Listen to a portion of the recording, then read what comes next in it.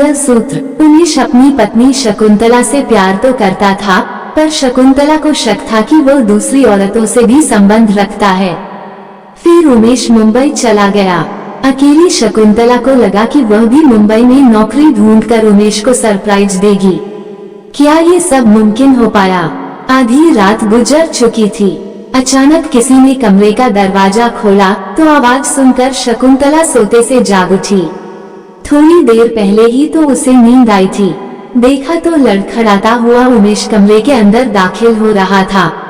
उसके पैर जमीन पर सीधे नहीं पड़ रहे थे। उसने काफी शराब पी रखी थी। सॉरी शकुंतला, दोस्तों ने जबरदस्ती दारू पिला दी। मैंने उन्हें काफी मना किया, लेकिन उन सब ने मेरी अपनी बात पूरी करने से पहले ही नशे की हालत में उमेश बेसुध सा पलंग पर गिर पड़ा।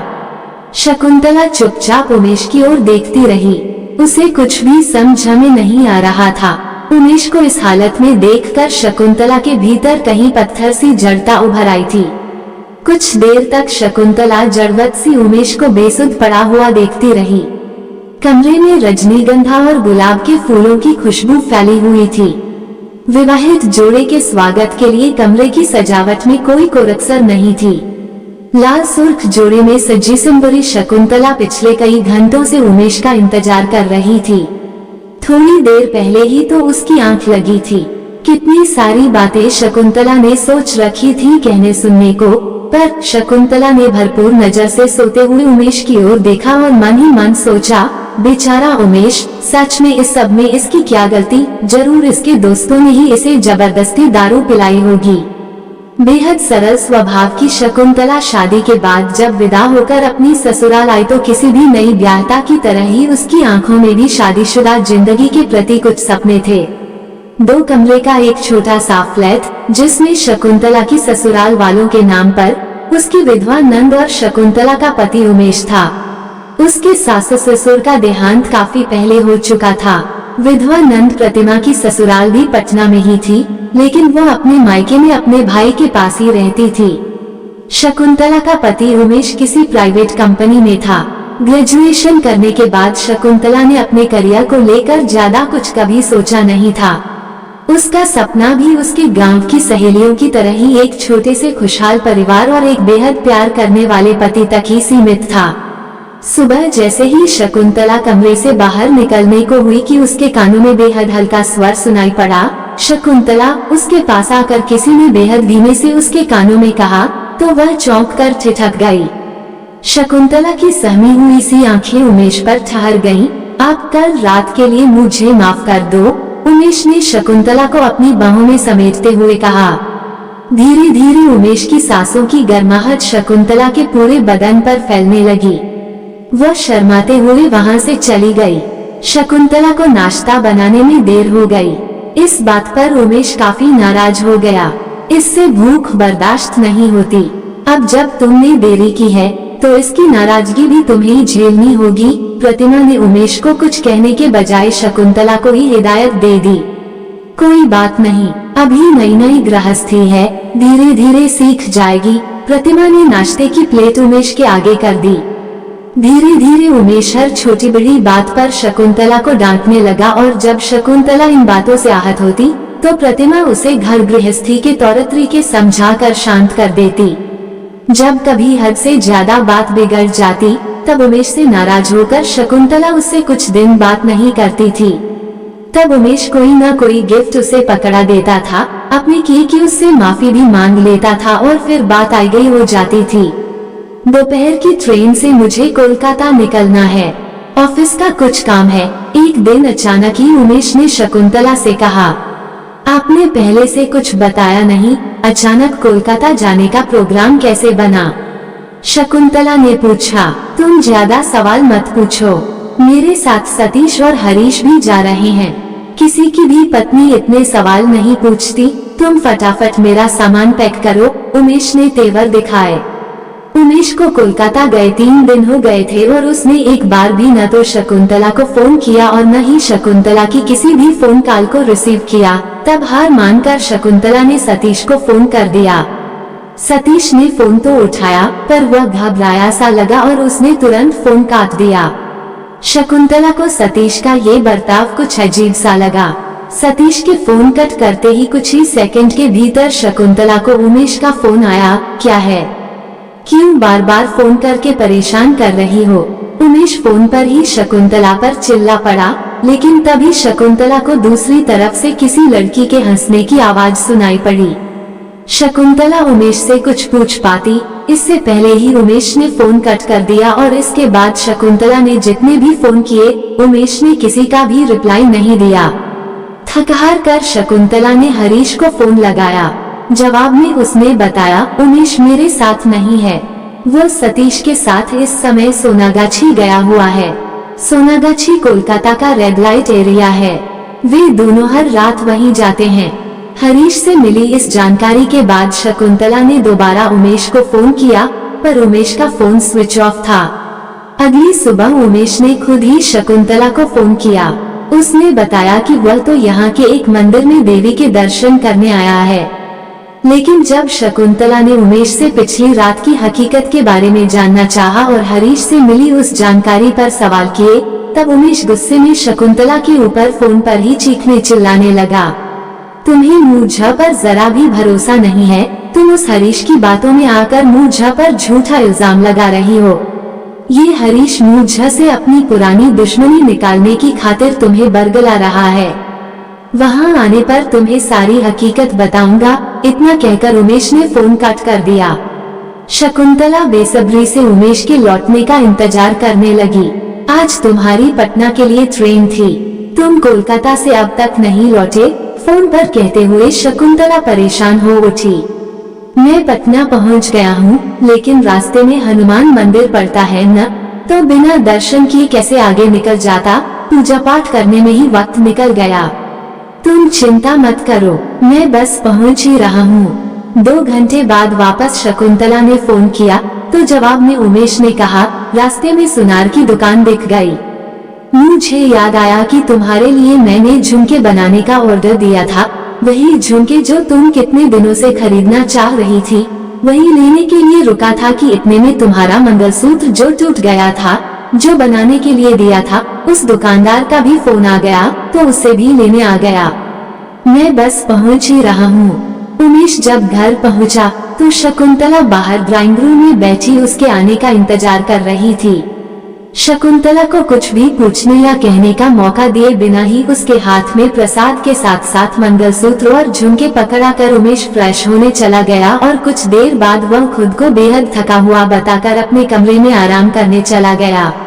रात को कमरे में आने के बाद शकुंतला ने वापस उमेश के सामने अपने वही सवाल दोहराए, लेकिन शकुंतला के सवालों का कोई भी सही जवाब दिए बिना उमेश ने उसे खींचकर अपने सीने से लगा लिया। तुम्हें तो इस बात का भी एहसास नहीं है कि मैं तुम्हारे लिए मंदिर मंदिर घूम घूम कर किस तरह पूजा अर्चना करता आया हूँ। अपने घर की सुख शांति और खुशियों के लिए मन्नत मांगता फिर रहा हूँ, और तुम हो कि किसी बाहर वाले के बहकावे में आकर अपनी ही बसीबसाई गृहस्थी को उजाड़ने पर तुली हो। उमेश ने दुखी होने का नाटक किया। तुम जानती नहीं हो कि हरीश कैसा आदमी है, वह जलता है मुझ से। उसकी अपनी पत्नी तो हर वक्त मायके भागी रहती है, इसीलिए दूसरों की गृहस्थी में आग लगाने की कोशिश करता रहता है। उमेश को इस तरह दुखी होता देख शकुंतला खुद को ही इन सारी बातों का कसूरवार समझने लगी। शकुंतला, आज मैं तुम्हें ऐसी खबर सुनाने वाला हूँ जिसे सुनते ही तुम खुशी से झूम उठोगी। एक दिन अचानक ही उमेश ने शकुंतला से कहा, मुझे मुंबई की एक बड़ी कंपनी में नौकरी मिली है, मैं अगले हफ्ते ही मुंबई जा रहा हूँ। शकुंतला हैरानी से उमेश को देखती रह गई, क्योंकि उमेश ने कभी भी शकुंतला से इस बात का जिक्र भी नहीं किया था कि वह नौकरी बदलने की सोच रहा है या वह मुंबई की किसी कंपनी में नौकरी के लिए अप्लाई कर रहा है। अब आज अचानक उसे यह खबर सुनाई जा रही है। शकुंतला को यह समझ में नहीं आ रहा था कि वो खुशी जाहिर करे या नाराजगी, क्योंकि उमेश ने अभी तक उससे यह बात छिपा कर रखी थी। अगर उमेश ये बात उसे पहले बता देता तो भी शकुंतला उसके इस फैसले में कौन सी अड़चन डालने वाली थी, बल्कि उसे तो खुशी होती। मुंबई जाने से पहले नाटक करते हुए उमेश शकुंतला के गले से लिपट कर रोने लगा कि जैसे उसे शकुंतला को यहाँ अकेली छोड़कर जाते हुए बहुत दुख हो रहा हो कि वह जा तो रहा है, पर उसका दिल तो यहाँ शकुंतला के पास ही रहेगा। जाते जाते उसने शकुंतला से कहा कि वो मुंबई में जैसे ही रहने की अच्छी जगह ढूंढ लेगा, उसे भी वहीं अपने पास बुला लेगा। उमेश को विदा करते हुए शकुंतला की आंखें भी नम हो उठी। उसका दिल भी यह सोचकर बैठा जा रहा था कि वहाँ मुंबई जैसे बड़े शहर में उमेश का ख्याल कौन रखेगा। खैर, देखते देखते समय भी अपनी रफ्तार से बीतता चला गया। पहले कुछ दिन, फिर हफ्ते, फिर महीने, फिर एक एक कर 3 साल का लंबा वक्त निकलता चला गया। शकुंतला उमेश के आने का इंतजार करती रही और वो हर बार कोई न कोई बहाना बनाता रहा। शुरू के कुछ महीने तो उमेश अक्सर फोन करके शकुंतला से उसका हालचाल पूछ लिया करता था, लेकिन जैसे जैसे समय बीतता गया उमेश का फोन भी आना बंद हो गया। धीरे धीरे घर खर्च के पैसे भी देने बंद कर दिए।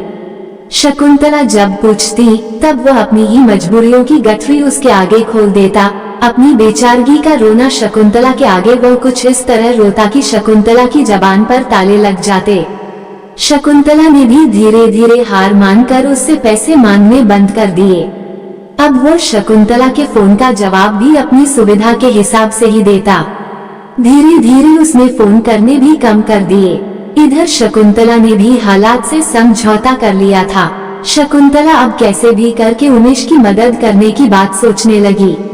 खुद के लिए नौकरी ढूंढनी शुरू कर दी ताकि जिससे वह उमेश पर बोझ भी न बने और जरूरत पड़ने पर उसकी पैसे से मदद भी कर सके। शकुंतला ने जगह जगह नौकरी के लिए अर्जी भेजनी शुरू कर दी, लेकिन कुछ चीजों में उसकी जानकारी की कमी के चलते उसे नौकरी मिलने में दिक्कतों का सामना करना पड़ रहा था।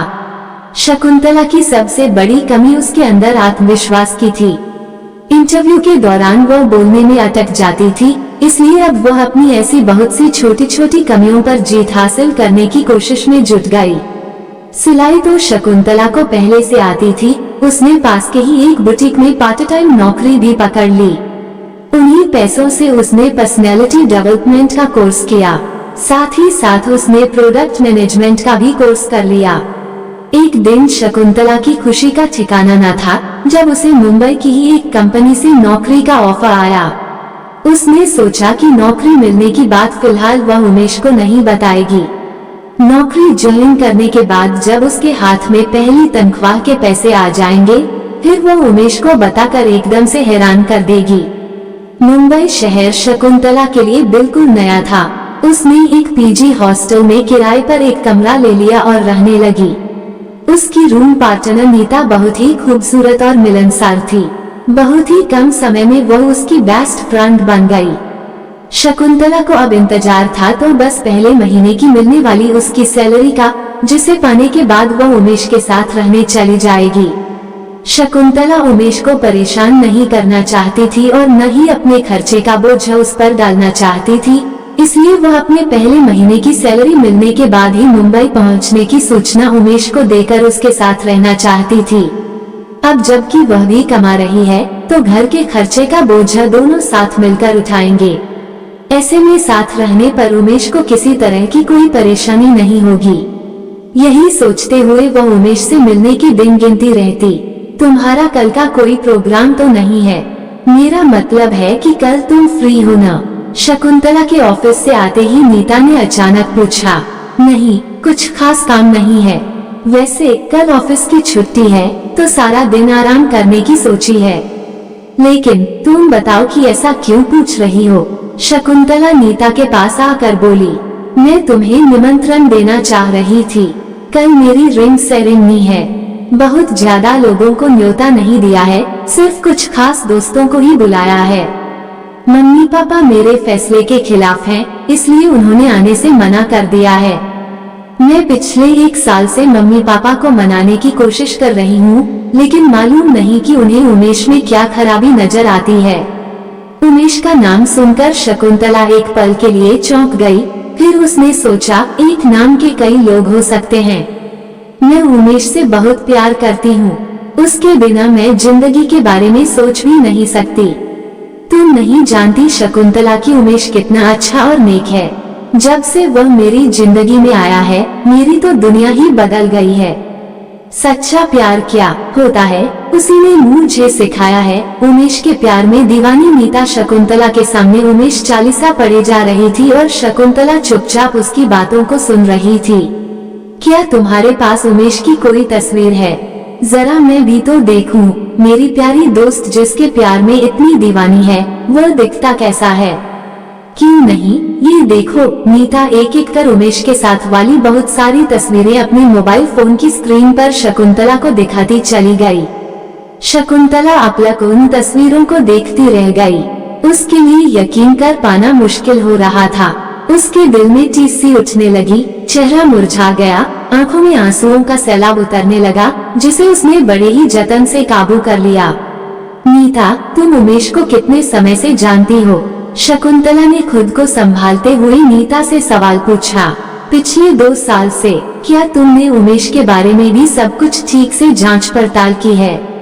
मेरा मतलब है कि वह इंसान कैसा है और उसके परिवार में कौन कौन लोग हैं। यार शकुंतला, तुम बिल्कुल मेरे मम्मी पापा की तरह बातें कर रही हो। प्यार जांच पड़ताल करके नहीं किया जाता, वो तो बस हो जाता है।